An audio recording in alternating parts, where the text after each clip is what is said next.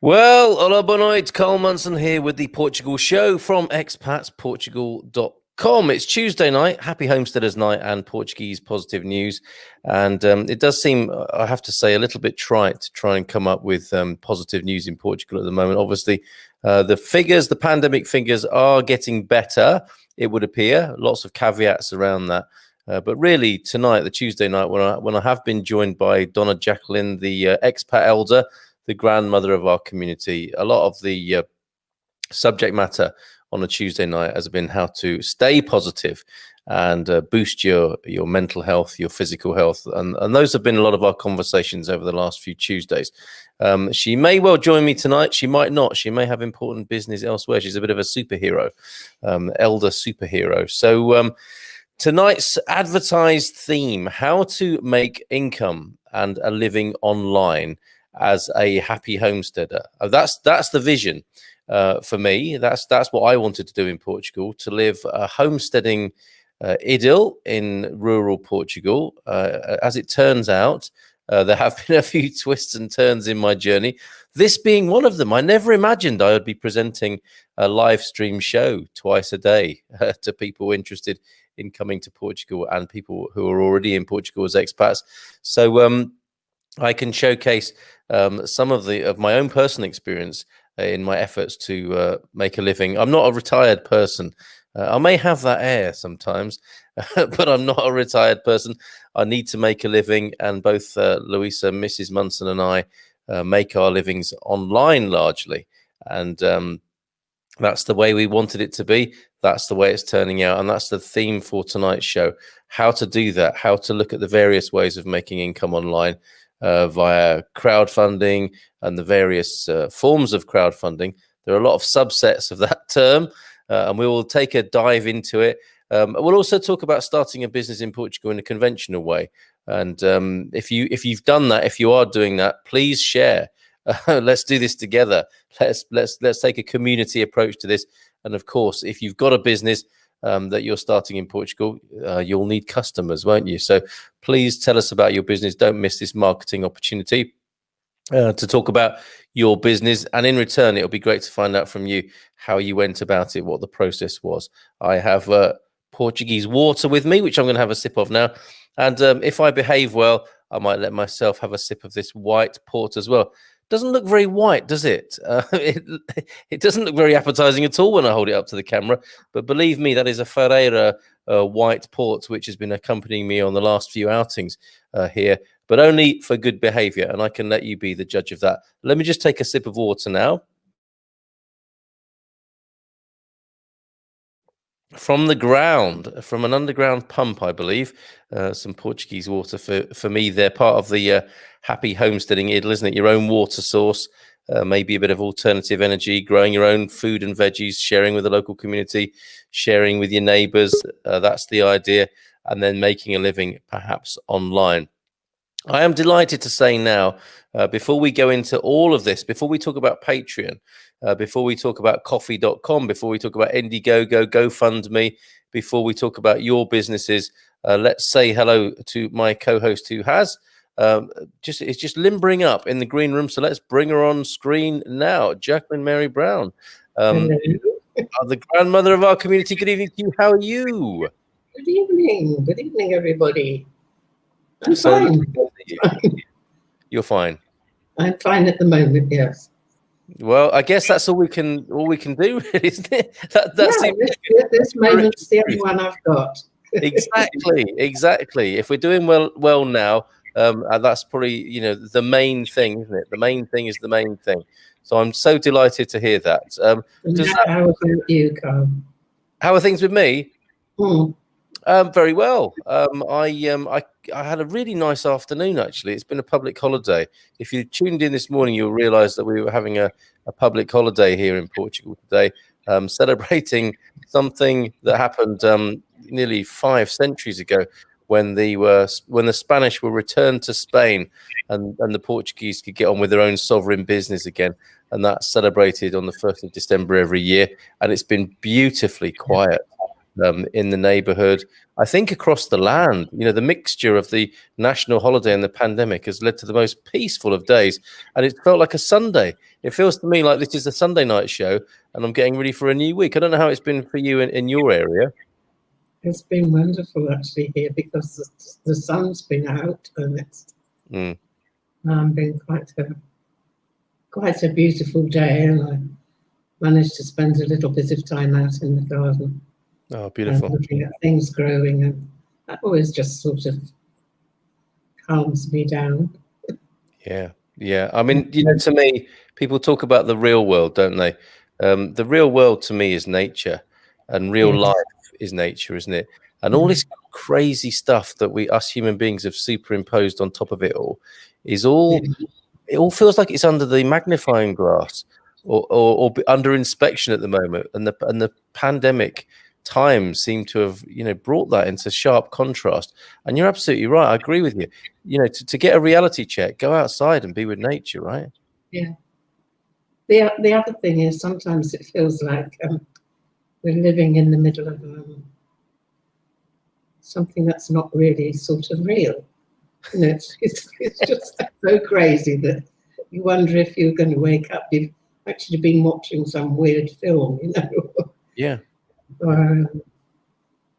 I think digital life anyway does sometimes can make you, not this sort of digital, but the some of the stuff that we have to do these days can make us feel inhuman. Well, I agree with the digital thing. I mean, I don't think we need to worry too much about betraying ourselves as purveyors of digital content here. I mean, our saving grace, I think, is that we have a bit of a human touch to it, don't we? And we care about our community. So I think in many ways, in terms of the digital world, it's as good as it gets. But seriously, I mean, there is no substitute, is there, for being in real life with real people? But in the meantime, we'll make the best of it. Yeah, well, I happen to like hugging. I mean, I think as human beings, we need touch. Yeah. We need touch, and well, I know touch is very important. Yeah. Because I worked in it for years. So. Oh, really? Tell us more. Well, I was an osteopath, but I then worked in kinesiology, which I think you know a bit about, but it's a very hands-on, balancing people and helping them to gain the best they can out of their structure. And I had the privilege of working with the Olympic karate team one year, and did you? Several years, but the year that they won a medal, and I taught them all how to work on each other, and they did it. That's what they did. What a great idea! And what happened? Really, did they give you the chop?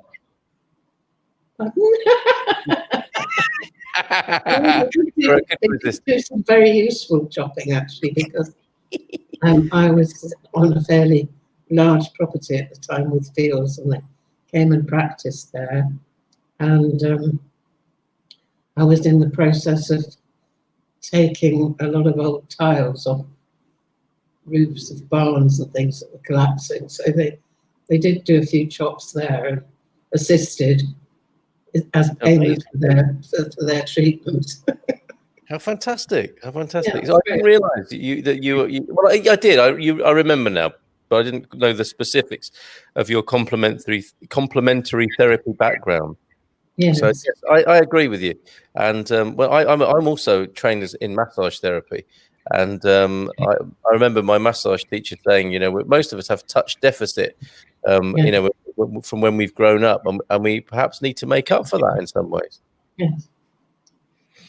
I work with a lot of people that with even people with Down syndrome, who they are very touchy-feely people quite often, but But I found the combination and helping the parents learn how to work with them and do various things actually not only bonded a family, but it actually brought them to an optimum that they haven't experienced before.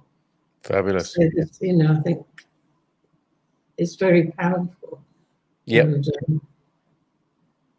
I've realised that the combination of words and touch are probably the most powerful thing we can do.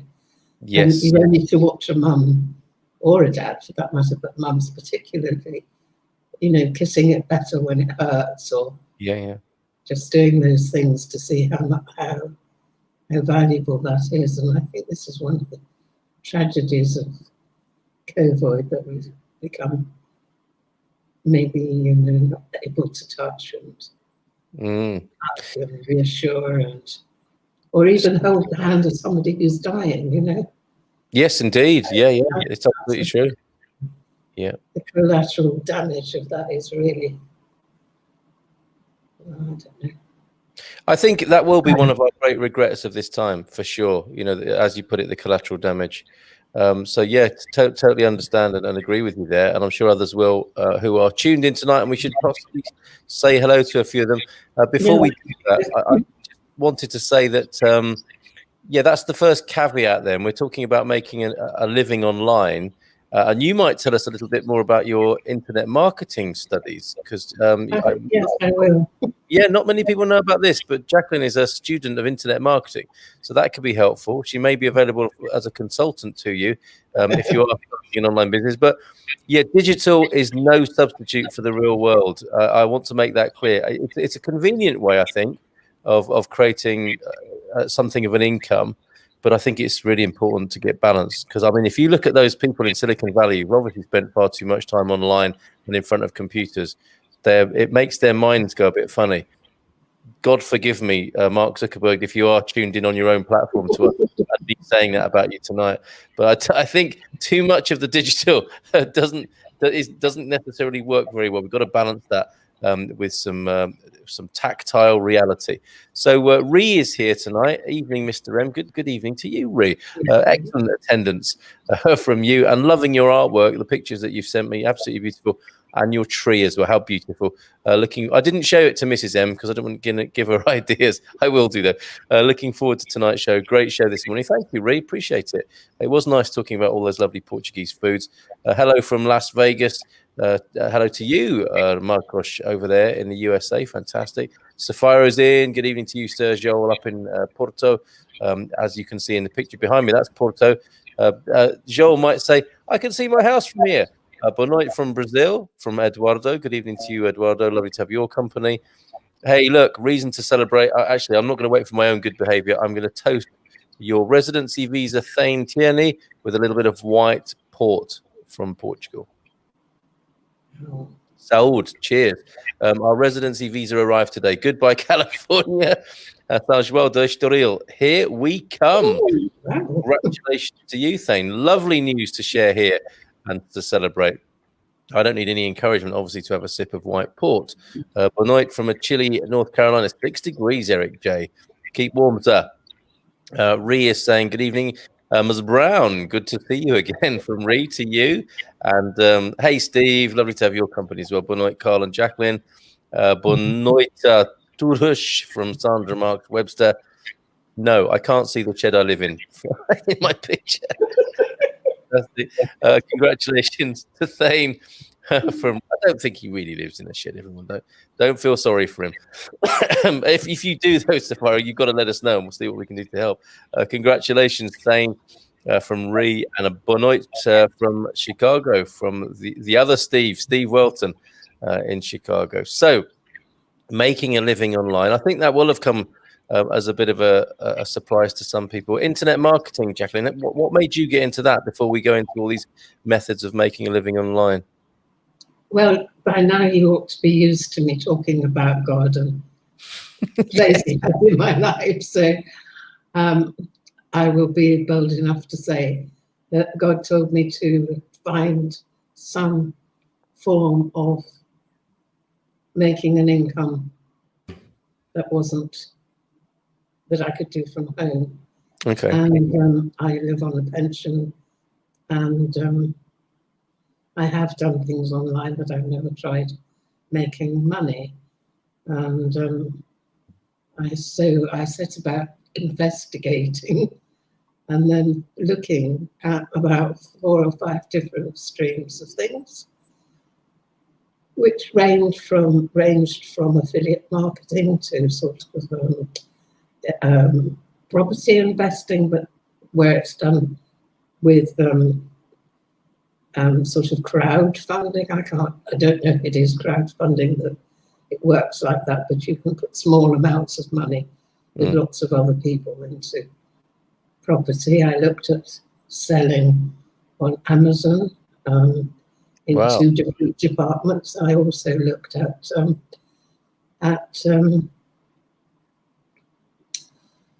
investing in the stock market with a system that is called, what's it called?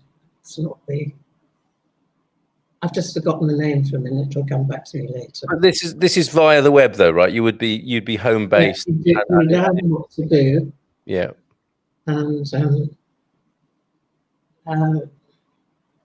so there were various courses which I actually took, and I probably took on too much to find out what they were, because I hadn't got a clue. And all of them had to use technology that I knew nothing about whatsoever. And I nearly drove myself completely insane to start with. But on one of the things to do with marketing, I met a gentleman who decided to teach me. He was a fantastic teacher. He's also as crazy about God and Jesus as I am. So that was a fairly good basis that we could work from. Sure. Because if we were terribly stuck, which I was, I would just pray and think, well, you know, God must know how to do this. So eventually he'll teach me through somebody. And so I'm still learning. And but through that, then I found things that I have quite liked to do. And I have learned to build a website, so, which I've now got up and running, which is, I have to screen every now and again and get help with, but it is, you know, this is something that's come about that's really beneficial to me, because then COVID came out and I thought, well, if nothing else, if I can learn this, then it'll encourage other people who've got much more savvy than I have to do it. So you persisted, and you say you've built a website, and you're still researching these various ways of making a living, divinely inspired living online, or additional income. Yeah. Amazing. Okay. And the thing I like most is the property thing, because I always loved, and they're wonderful people. I don't really like affiliate marketing, but I can do it now. So I'm not exactly enthused by it. No, it does seem to be the sort of seedier end of making a living online, doesn't it? It's in there. I mean, I have to say, in the defense of network marketing and multi-level marketing, I don't have as big a problem as most people have with it, and I have enjoyed great success actually in some companies back in the day. But I think that there's something about the freedom that is offered to people through network marketing and MLM. But then there is the sort of modern internet equivalent of it, which I think gives a lot of internet marketing and affiliate marketing a bit of a bad name. So we're probably going to stay clear of that end of things tonight in our conversation. And sorry, can I interrupt that? Of course you can. Because I actually found something and an organisation, which I won't mention or anything, but it is actually that what they have set out to do is to clean up the name of affiliate marketing, and they are they're incredible, and it's like a whole group of people working together. And I've learned a lot through them, but they are very, very high in integrity. And so Yes.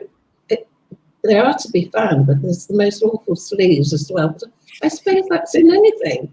Of course it is, even in conventional business. Yeah, absolutely. We have to be discerning, obviously. Yes. Yeah. Yeah, absolutely right. And I think network marketing, multi-level marketing does get an unnecessarily high level of criticism compared to some of the terrible shenanigans that go on in the highest levels of corporate business. It's an interesting, but that's that's often life, isn't it? And the new boy and the new way of doing things gets the caning in the full light of day, whilst the huge sort of negative dealings of great big businesses go unnoticed. But I mean, that's a whole other subject for another show, which would take us on a bit of a deviation. But I think everyone knows what I might be getting at there. I know you do.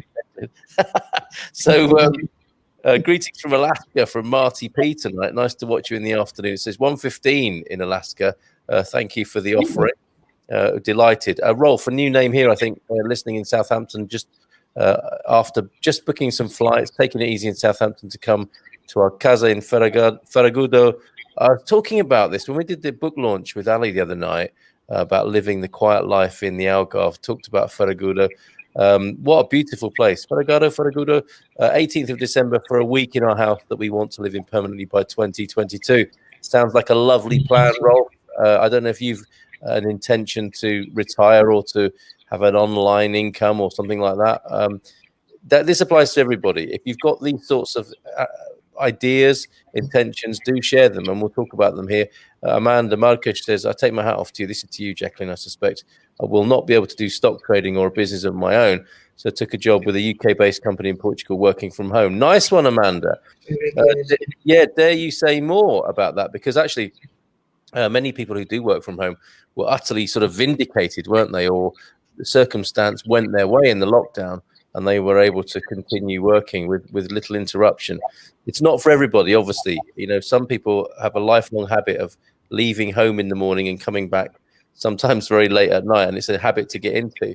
But that's really changing now, isn't it? I mean, and the pandemic has done so much to undermine that whole thing of commuting.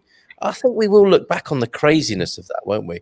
When people used to spend maybe a quarter of their day traveling to the business of their day and causing all manner of pollution and creating stress. So I think that if there are any silver linings to this thing, that might be one of them, is how we've changed our working habits. But that said, I do understand how people do love to be among other people in an office environment. Not for me, I have to say. I've never really enjoyed working in a tightly an enclosed environment like that. An office politics, can't stand all that caper. But I know some people would absolutely revel and love that. It all depends on your personality. Have you been a corporate person, Jacqueline? No, not really. I've always been, I suppose, what's called an entrepreneur. I worked for myself, and I like it. I like the freedom. I like but I do think it is a bit of a silver lining in the COVID situation to be able to do these sorts of things, because I'd never have dreamed of spending time online or even on Facebook or anything else, But for me, I've met some fantastic people. Since that, which is because everybody else has gone online, where I was in solitary confinement anyway. People like yourself and the Expats Association, which you're part of as well. So it's like it's just. Well, that's true. Amazing. You and I would not have met if not for this turn of events in the world. So what I'll attempt to do now is give a little bit of an introduction then to these various methods. I'll absolutely welcome questions and also promotion of your businesses. Feel free to plug away either your own business or the business of someone else who you think could do with the exposure. It's not exactly mainstream telly, and we're not going to reach a massive audience, but I think the way things are at the moment, I think it is going into the niche areas. You know, you don't need massive exposure. You need exposure to the right people. And I think you need to boss a niche as an entrepreneur, really, rather than, you know, I think the big corporate thing is best left to those corporates. And I think there's a nice little ecosystem and a very manageable and profitable way of life in the niches, which is basically the context of what I want to share with you tonight. And before I move on, Ree is offering already. Look, there's a little bit of a job opportunity, possibly. Joel, do you need your shed painted? I can help. She is a professional painter. So there's a little bit of business promotion already. And before we move on, well, a bon night to you both, especially the wonderfully calming Donna Jacqueline. So there you go, Jacqueline. Good to have you here. That's a nice thing. It is, and to have your calming influence whilst I go into the hurly-burly of entrepreneur life now with a few suggestions for people. So where I would like to start is, I think I'm going to go with the essence of crowdfunding, because I think this is, Jacqueline, you've given us a head start there with a few of the ideas you had for online income. I think one of the visions of the future will be crowdfunding. And I mean this in the most general sense of how, instead of you working for one boss or maybe a few clients, a new model that's emerged, I think, in the last probably 20 years, to be fair. I think as the music industry collapsed,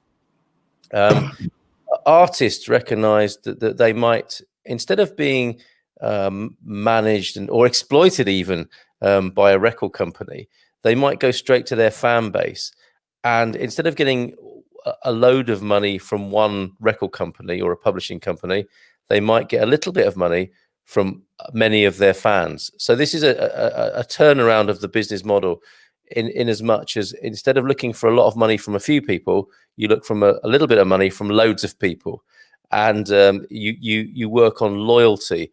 And as I said, focusing in a niche, i.e. your fans, or a particular approach to things that will be admired and ultimately rewarded by people who like what you do. So here I have the best crowdfunding sites of 2020, which, although it may sound a bit odd and a bit sort of abstract or a bit specialist, it will bring us back round to some of the ways you can look at earning money online and or even starting a business or a cause or a project here in Portugal. And I know Laura was a big influence on tonight's show and wanted to learn how to make money online as a creative person. So I hope this will be useful to you, Laura.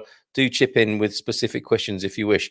One of the Kickstarter is one of the crowdfunding approaches, and really, if I won't read through all the article, we'll just give you a flavor of a few things. This is one of the biggest names when it comes to crowdfunding, according to this wonderful article from Small Business. The Balance is the name of the website here. The Balance Small Business. Kickstarter, one of the biggest names when it comes to crowdfunding, known for helping tech and creative entrepreneurs fund their projects before getting a loan or raising money for venture capital. The company has raised over $5 billion. So this is big. This turnaround in how money is made on a small level in the niche, but adds up to a lot here. As you can see, raised over $5 billion with various projects across Kickstarter, and with more than 189,000 as at October 2020 projects. Look at that, 189,000 projects funded since its inception in 2009. So it's over 10 years old. Potential funders can browse a number of verticals from arts and film to publishing. And basically, I mean, what you're doing, I think, is paying it forward to get a company or a project off the ground, and then the project or the individual, usually a team, I think, with Kickstarter, can get the money together that it needs to get cracking, and the people who've helped by literally kickstarting the thing will get some sort of benefit from it. So Kickstarter is an all or nothing platform, which means you don't get your funds unless you complete your campaign. So you'll set a target and you'll look for supporters to help you reach that. And it could be, I think it's the 3 Fs I've heard of this referred to as in entrepreneur circles: friends, family, and fools. who would help in this regard. And sometimes, you know, you can have a wise fool, can't you, who sees an opportunity and takes a stake in a company that they love the idea, and then, you know, the money's there to get it going, and then they will be rewarded in kind later on. Indiegogo similarly, and this is again tech innovation, creative works, and community projects.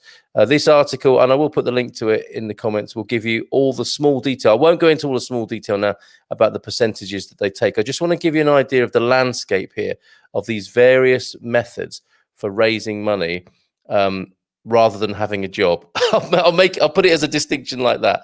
You know, these are entrepreneurial approaches to getting money together and being rewarded for something you're passionate about. I think that's the essential thing here. Something you want to do, something you're passionate about, and in that other people see that and want to be a part of it, want to invest in you, or want to reward you for your work. Causes is another one. That's a new one to me. Patreon, I'm going to talk about a little bit more, because anyone who's an artist, a creative, and working, you know, they might be a happy homesteader who's got a creative outlet. Patreon, I would say, is a fairly good bet. And GoFundMe is another one where you can, this would be better suited. Let's say you were starting a dog rescue center, a pet rescue center in Portugal, as many people seem to be moved to do. You might get the money together by doing a GoFundMe, create a compelling story. I think Jacqueline and I, we had that chap, didn't we, in the Algarve? And I think his project was a GoFundMe thing. We coughed up immediately, didn't we, that night? He told us what he was doing, and we put some money in because we loved the story. Circle Up, similarly, an equity-based one. Lending Club is more of a loan, where you qualify for a loan if enough people like you. And one that's missing from this is coffee.com, one that I've used successfully. So I'll tell you about my own personal experience with that. So there you go. That's crowdfunding in a nutshell. I hope I've explained that. The main distinction being you're asking for a little bit from a lot of people. And I think for the future, that's going to be a sensible thing to do. You know, having a lot of eggs in your basket. Getting a little bit of income from a wide range of people, so that creates security, rather than, you know, we know what it's like if we're consultants who are relying on big income from one client, that client goes, or if you're employed and your job goes, which is what's happening to a lot of people now, you're pretty stuffed. So you're spreading your bets. You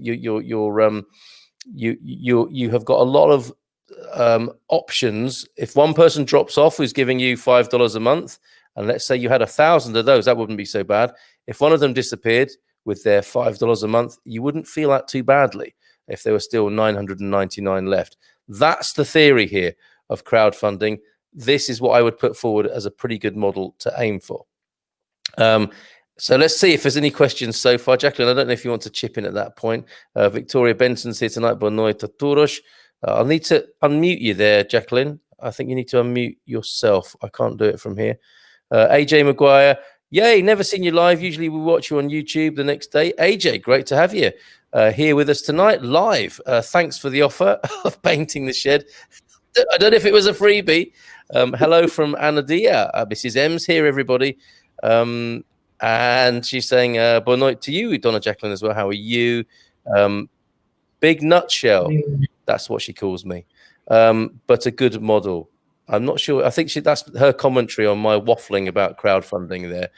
So Jacqueline, did you have anything you wanted to chip in with so far on that crowdfunding idea? Yeah, I understand crowdfunding, and I think what I was talking about earlier, it's because a lot of people put money in, but it is not crowdfunding in that sense. It's actually, and why I like it is because it's a group of people working together. It's not people funding you or your enterprise or something that you want to build. It's you pay a very reasonable annual fee to have access to all the information and the possibility to invest in property by putting a very small amount into property that a lot of people are investing in together. So it's and they do all the actual work of and the due diligence and put up the offers. They do everything, and they handle the money. Everything's handled on the site, but individually. So you've got like your own funds running. So you can add to it sort of 50p if you wanted to. Okay. You can sort of save in it, and then you can pay as little as, at times they have these special things where, yes, it is property as in real estate, Jeff Webb. But you get to see all these amazing buildings around the world as well. So it's not just houses, it's massive office buildings.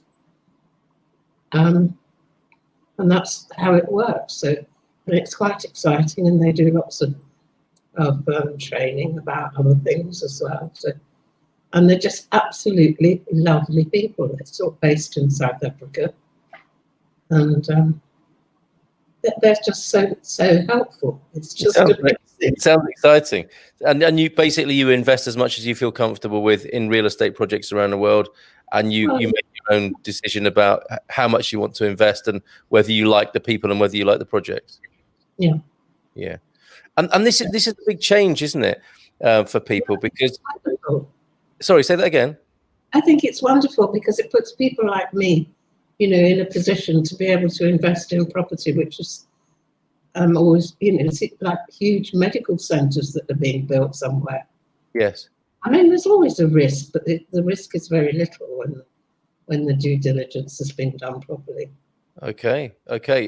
Did you want to share the name of that particular project on screen, or do you want people to PM you about that? Perhaps they should. I'm not sure because I want to make sure I've got all the details right. Okay, so that you're open to being friended on Facebook for those purposes. Yeah. All right, fantastic. I think you've whetted some appetites already there. Butard, Carl, and Jacqueline, Fiverr is another option for people wanting to work straight away online. It is where we found our Portuguese teacher. Good call, Peter Bleach. That's really good. Yeah, Mrs. M has used Fiverr.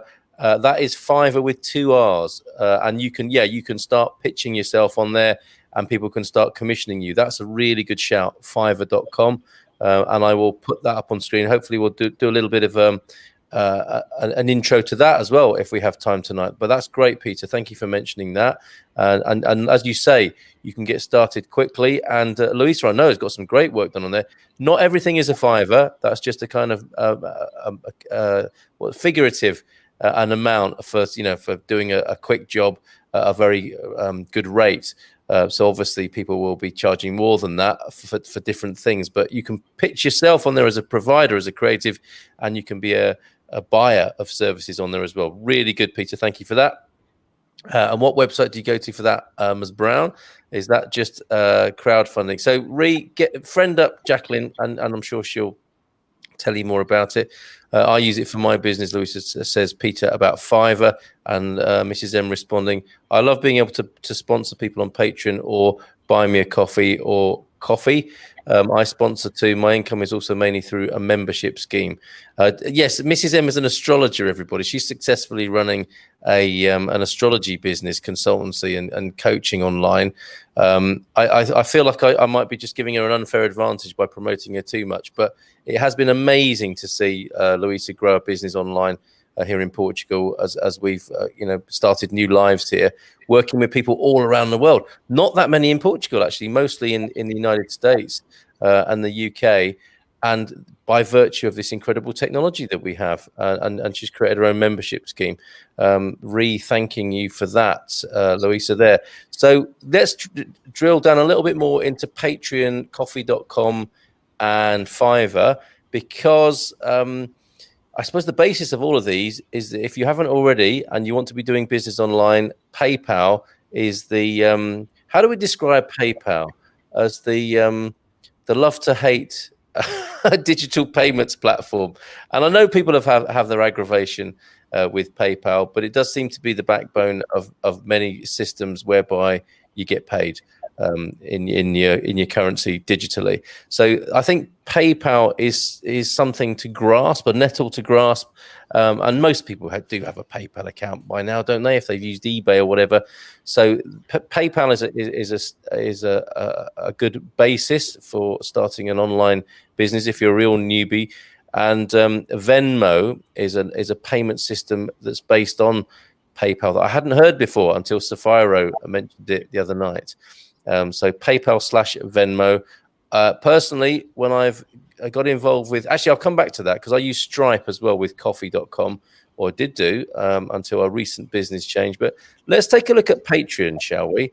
And I want to tell you about the backstory of Patreon, because I think it's important to share the backstory of how these companies came together, because it tells you something about their ethics and the passion behind it, that it's not like the old style business. This is the new way of doing business, supporting people directly without too many sort of parasites and middlemen getting in the way, exploiting people's talents. You know, you can pay creatives directly with platforms like Patreon, although they do take a little bit of a cut. So you could say they were a little bit parasitical, but you could also see them more generously as enablers of this whole system. And obviously they've got to make a living as well by facilitating it. But in 2013, YouTube musician Jack Conte was looking for a solution to his problem. Millions of people loved his videos, but only hundreds of dollars were hitting his bank account. And this is the pain many creative people feel, right? Oh, I love what you do. Yes, but I'm broke. This didn't add up. So he drafted up an idea about a website that would allow his fans to pay him directly for the value he was giving them. And this has been the problem, I think, in the last 10 years, is the platforms haven't been there to do that. And they are coming, folks. It has got so much easier. It's fantastic. He brought that doodle to his college roommate, Sam Yam. Real name? Don't know. Now the co-founder of Patreon, who turned that chicken scratch into a fully functioning service in only 6 weeks. Fast forward 7 years, and Patreon is the solution to this same problem for over 200,000 creators, supported by more than 6 million patrons. So these patrons directly supporting creative people, and the creators from this in that time have earned over 2 billion.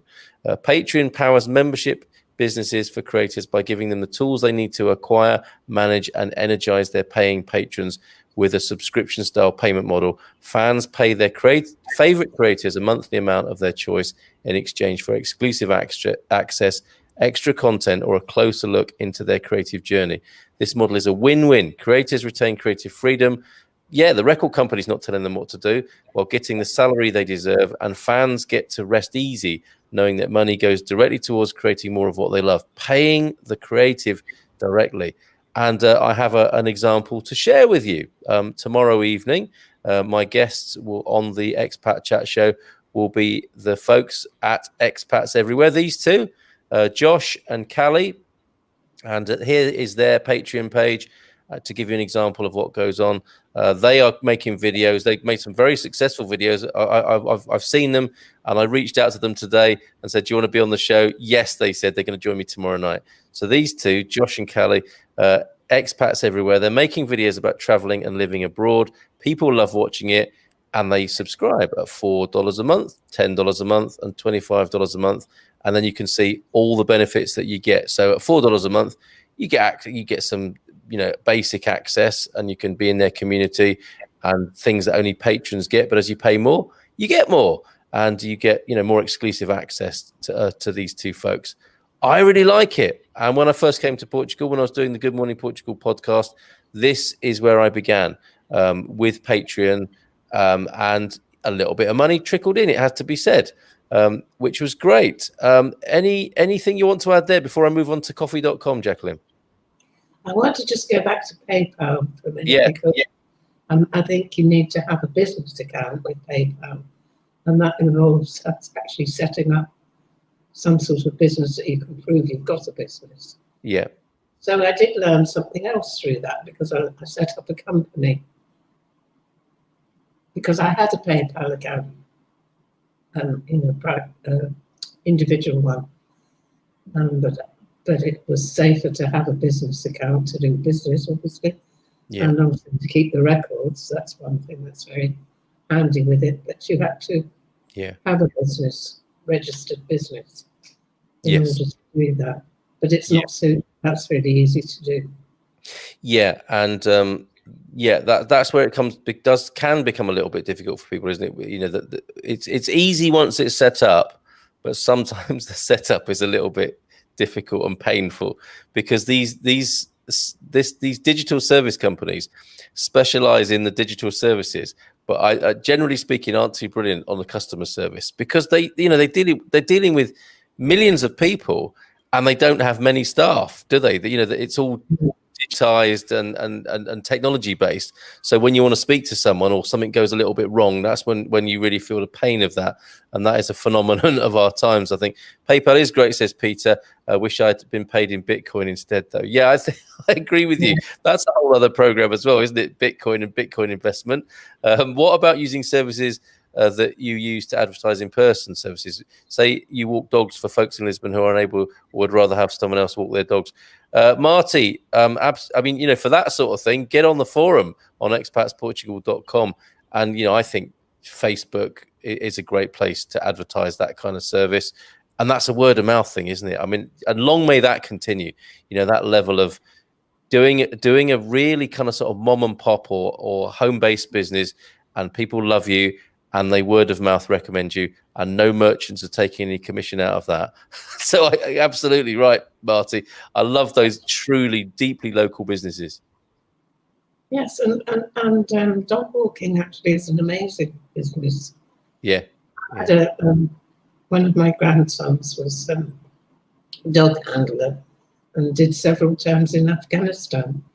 And so, I mean, you know, he really knows dogs and training dogs.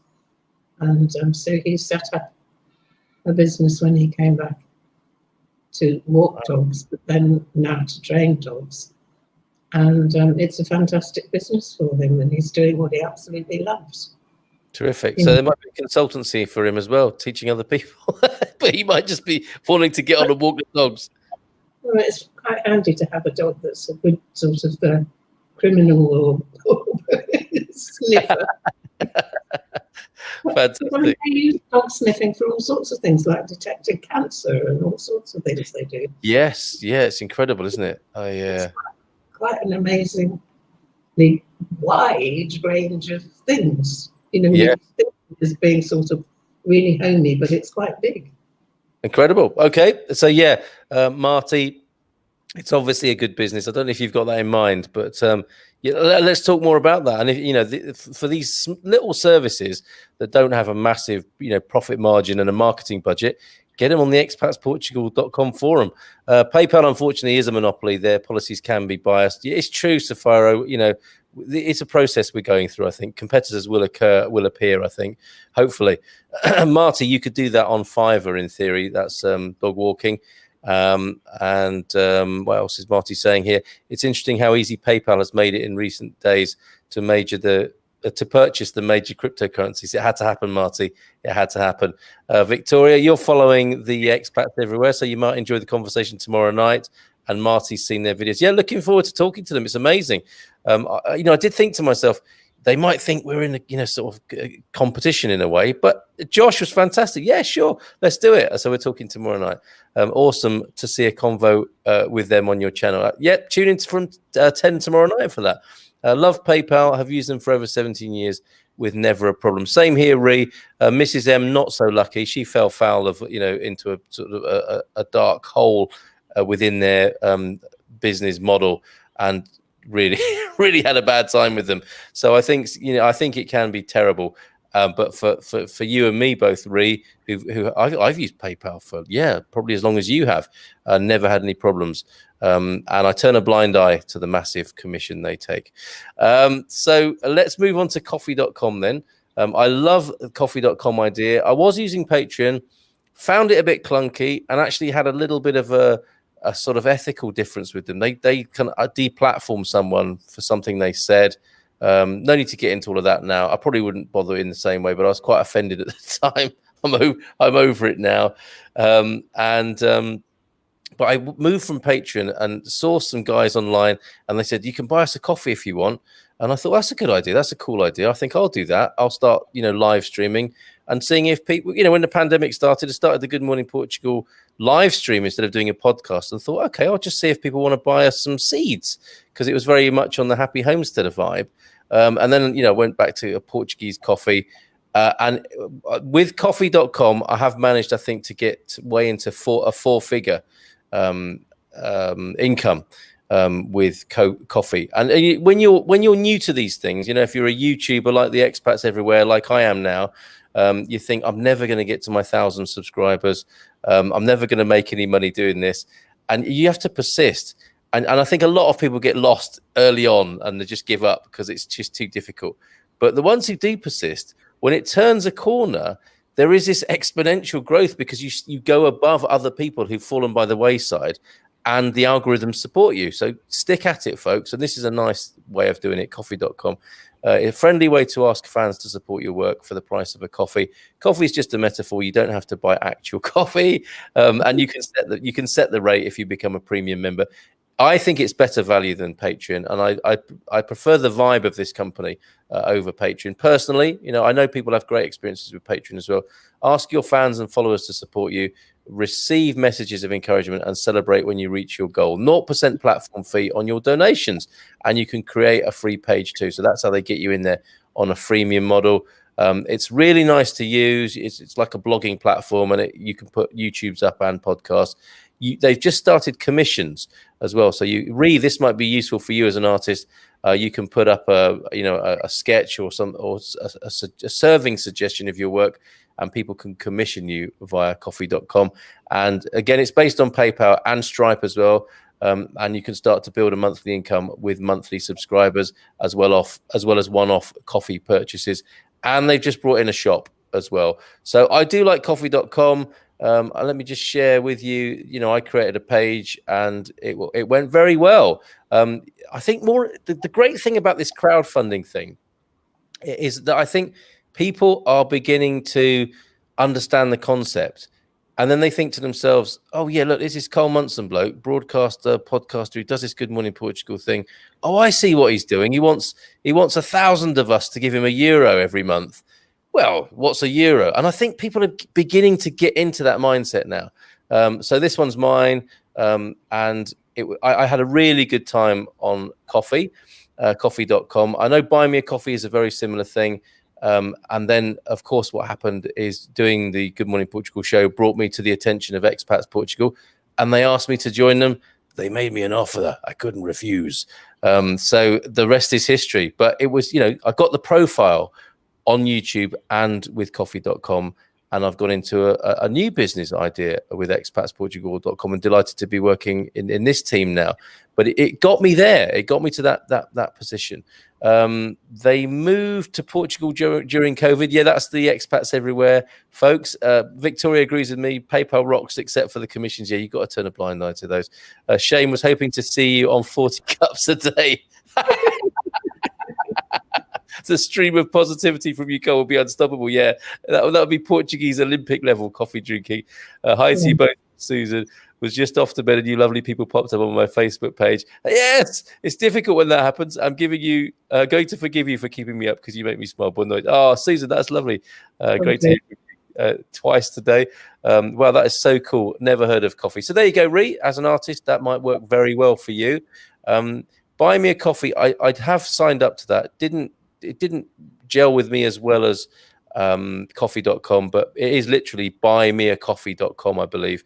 The other thing I wanted to bring up on screen was Fiverr, just to give you a flavor of Fiverr as well. And they call themselves the freelance services marketplace. There you go, for your business. So they are aiming themselves at business people. And on there, look, you can get access to people who will do your logo design, a WordPress site, a voiceover. Hey, I should get on there, do voiceovers, video explainers, social media, all kinds of it's changed a lot, I think, Fiverr, in the time they've been going. And it's a good few years now that they have been going. The best for every budget, quality work done quickly, protected payments every time, and 24/7 support. So what's going to happen here in Fiverr with so many of these peer-reviewed things, like on eBay, you rate the seller, people have to stand by their reputation. It's like virtual word of mouth. People who are good on Fiverr will get good testimonials, and they will rise to the top, and they will do well. So here's another thing, in the areas of graphics and design, digital marketing, writing and translation, video and animation, music and audio, and look at all the subsets of all of these. You could position yourself in here, maybe take the leap when you come to Portugal and get yourself online, selling your services, selling your skills, and make a little bit of income, maybe ultimately make a living. The thing to say about that, and sort of going back to the time it takes with these things, is you have to, I don't think you should move to Portugal thinking, okay, I'll move to Portugal, I'll give up my job and I'll start an online business, like any business. And what do old school business people say? It takes 3 years to really get a business established, and most don't make it. You do have to have that sort of practical headedness about it, but it is possible. My guest tomorrow night, me to some extent, it's been a springboard for me. It can work. And these platforms are so fantastic. They give you access to customers in a way that could only be dreamed of. It was science fiction 30 years ago. I think it was beginning to be a reality 20 years ago. 10 years ago, all of these things were coming into place, Patreon, and then that made way for all the competitors. They thought, oh, we can do it better. And now we have a situation where you can get incredible technology to help you make a living online. Jacqueline, what else have I missed? What else is there to say? I don't know, but I got introduced to Ko-fi and I like them very much. And I was talking to the person who's been teaching me all the tech. He just loves technology, and he's an amazing teacher. And he made a little video with me, and to sort of encourage people of my age. And we are going to actually start doing some classes together, teaching older people how to use fairly simple things, because we had I didn't even have a television or a phone, when I was younger, and my husband wouldn't use a mobile phone until I sort of forced one on him. But I really didn't know what to do with it when I had it, And so to be taught how to just use the basics of a mobile phone can be a fantastic help to an older person. So, because I found it so helpful. And Fiverr, I've only just discovered. And they're very useful if you want to do just a Facebook cover page or something like that. Yes. Yeah, absolutely. So you can almost exchange stuff. You can do stuff for other people, and they can do stuff for you. Yes, superb. What an amazing age we live in, and despite the great challenges. And this is another advantage of the go-void situation, because a lot of people have been forced into it, like me, in a way. And there's just so much you can do and so much you can learn. Yeah, absolutely. Courses you can take. Yes, I also had already started to use Udemy to do courses. Oh yeah. You can do both. You can teach on it. It's not very lucrative teaching on it, but it's but you can. They sell their courses. They're always having sales, so you can buy training very cheaply. Yeah, and that's the other thing, isn't it? If you're not, teachers can go to Teachable or Udemy and turn their physical teaching experience into a digital teaching service. But the thing about that is, if you're not a teacher, you can sell as an affiliate those courses if you really like them. Mia Ejmerej, who we partner with at Expats Portugal, she's got an amazing affiliate scheme. And that works for everybody. She gets a free marketing department. She focuses on the bit she does best, which is teaching European Portuguese. And, her virtual marketing department are incentivized to work with her. So, there is that. If you don't see yourself as a creative person, but as a good salesperson, again, there are many products that you could have an ethical fit with. who like who you would see as a good to partner with, and you could make some income by being a sales or marketing person of things you really love, which is great. I know we're coming to the top of our hour now. Are you all right for a few more minutes, Jacqueline? Yes, I'm all right. Right. I was just thinking that what I see in the future now is communities doing business all together as part of the sustainment of their community. So something like the homesteaders, that you could have them all contributing what they can contribute to a communal business. Yeah. And I think that's going to really take off. I think you're right. Yeah, it has to, doesn't it? At some point, and somebody with an idea like that you've just said there, and this is a sort of morphic resonance. This will be an idea other people are having, and then they'll talk to a tech person, and the tech person says, "Oh, I can see how we can facilitate enable that online," and that it absolutely needs doing. Whereby we can share knowledge and support each other, and use money how it should be used. I mean, that's another aspect of this, isn't it? Is that we have a strange relationship with money as human beings, and it really should be there to help us rather than harm us, which might have been occurring in these last few decades or the last century. What money's been weaponized, and it wasn't always like that, was it? Money was meant to be there to help us as a shortcut, as a convenience, and now it's been weaponized. We need to sort of, as communities, regain control of it. Well, I actually believe that's the first step for anybody, is completely changing their idea about what money's for.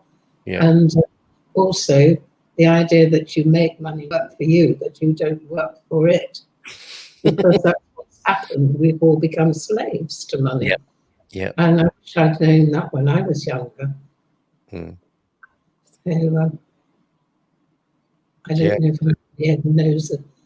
I think this would be quite a good thing to tell people, to start to teach their children about money working for them. Yeah. And there's a marvelous story on the internet somewhere that you can download, which is called The Magic Penny. Oh, yeah. How if you invest a very small amount of money and you start doing that at sort of 19 years old, by the time you're 40, you can be a millionaire with compound interest. And it is just completely fascinating how it works. But I mean, it's not my time of life, is not the time to start doing that. There's not enough years to compound anything, really. But, I've been trying to get my grandchildren to be interested in doing that sort of thing. Because we all have piggy banks in our houses, and children used to do that. So why not do it as an investment? Yeah, absolutely. And yes, make friends with money.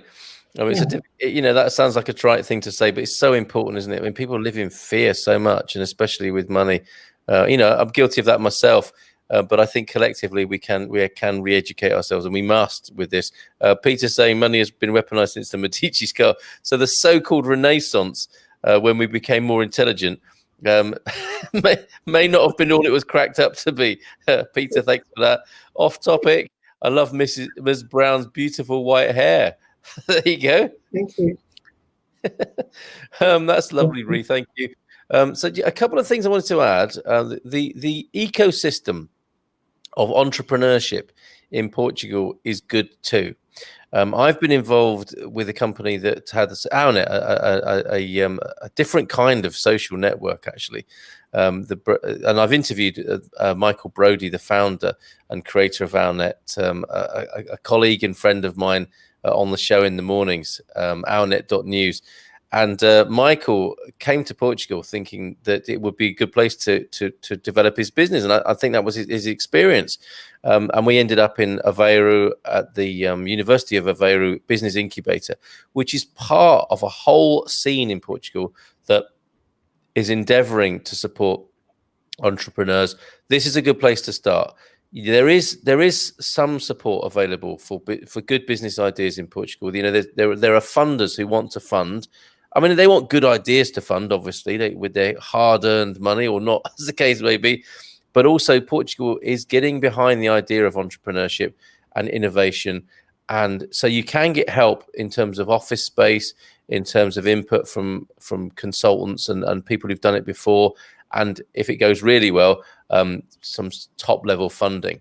When I worked in Aveiro, I mean, it was amazing. And in Lisbon, actually, we had an office in Lisbon for a little while as well. Being involved in the startup scene in Portugal is very exciting. A lot of digital nomads coming in and out of Portugal. A lot of great talent, actually, in the tech world in Portugal. And of course, it's the home of the Web Summit. So check Startup Portugal. If you're sort of a tech leaning, Startup Portugal is certainly a good place, and visit Web Summit, or you can't this year. It's all online, I think, and it started today, didn't it? But there is an openness, and all over the country, I think the universities have this same spirit of support. Just where I live, 5-minute drive from here, there is an incubator office where you can have a virtual office or a real office and business support on an incredibly cost-effective basis, and you feel you don't have that loneliness of being an entrepreneur. You're with other people, and you can get into a sort of creative vibe. It's very well supported in Portugal, so there may be that around you as well, in whichever part of Portugal you land in. Obviously, the hotspots are Porto, Lisbon, Aveiro. I would add in there as well, Braga possibly too, and a very personal mention. Now, we haven't had many people telling us about their business, but a business that I'm really excited about that's opening in these challenging times. Fair play to Arwin, who I talked to on the morning show some while ago. Aromaticas is opening this Thursday, 2 days' time. Aromaticas is open. I know her and Dave have been working really hard to get people jumping up and down in readiness. Arwin and Dave are getting really excited about they've worked so hard, and they're understandably excited about opening their cafe on this Thursday, December 3rd, at 8 a.m. in the morning. Arwen was telling me when we spoke or communicated. So all success to you. Bossot to you, Arwen, with your cafe enterprise, which I know will have a community cafe feel. And she's done amazing work to bring a cafe, I think, that was going to end up closed, back to life, and to be a focal point for expats and Portuguese people alike in central Portugal. She's near to Alvázora, which isn't far from Tomar. So yeah, all the best to you, Owen, with that and the opening on the 3rd of December, next Thursday. So Jacqueline, as is traditional, I think we should perhaps go to you to close the show with some words of wisdom, if I may put you on the spot like that. Anything come to mind, or do you want to check people's homework or anything like that that we've been setting them over the last few weeks? I bet they haven't done it. Well, I do actually think we can completely change our mindset about money. I think a lot of people need to get free from their ideas about money or their restrictions that they've put on themselves. And of course, for me, the source of information is always the Bible. And believe it or not, it actually speaks far more about money than almost anything else. Jesus talks about money hugely. And I think we can be pretty safe if we look at some of the things he said. And a lot of the church has encouraged poverty as being a good thing. Mm. And it just is not, And the saying that I love is that God speaking to his people says, above all, I want you to prosper and be in good health, and that I will bless what you set your hands to. And so it's a good way of staying ethical, but also the sky's the limit. And Solomon, I think, if he was in this day and age, would still be the richest man on earth. And God encouraged him to get there. And he learned, apparently, knowledge about everything. And people travelled all over the world to hear his wisdom. But he learned about plants, about buildings, about all sorts of things, animals. And so he was a student as well. You know, just didn't just sort of fall upon him. He worked for it, but he worked within guidelines. He did have failings, but he became very rich. I think he had failings. It is rather too much love of women, but oh, that one. That one, yes. But you know, so it's an amazing source, and people who think God wants you poor got it completely wrong. Think again. That was a huge release for me. So, and I'm happy to teach people that, what I know. Fantastic. So, okay, you know where she is on Facebook. Send her a message. And here on a Tuesday evening from 10 o'clock on the Portugal show with me, Carl Munson. Jacqueline, thank you so much, Donna Jacqueline, for being with me and bringing that aspect to talking about starting a business in Portugal. May you all be prosperous. Whether you start a business or not here, may you be prosperous and healthy. Thanks for another very insightful show. Have a great night, Carl and Lady Che. And good night, everyone from Sapphira. Good night from me. Jacqueline, I'll let you close the show. Yes, well, I would say exactly the same thing. I wish everybody prosperous and to use their imaginations that we've been given to dream big dreams. So, big dreams to aim at, having a vision, which we've talked about a lot. So at least you've got something to aim for rather than just money, if you see what I mean. Indeed, absolutely. Because I believe we can use our passion to generate income. Fabulous. Boa noite all. Até amanhã, and see you tomorrow night with an expat chat with those wonderful expats everywhere, Josh and Kelly. Thanks so much, Donna Jacqueline, Lady J, as you've been called tonight, the grandmother of our community, our expat elder. Thank you so much. See you again soon. Thank you. Ciao, ciao. Bye-bye.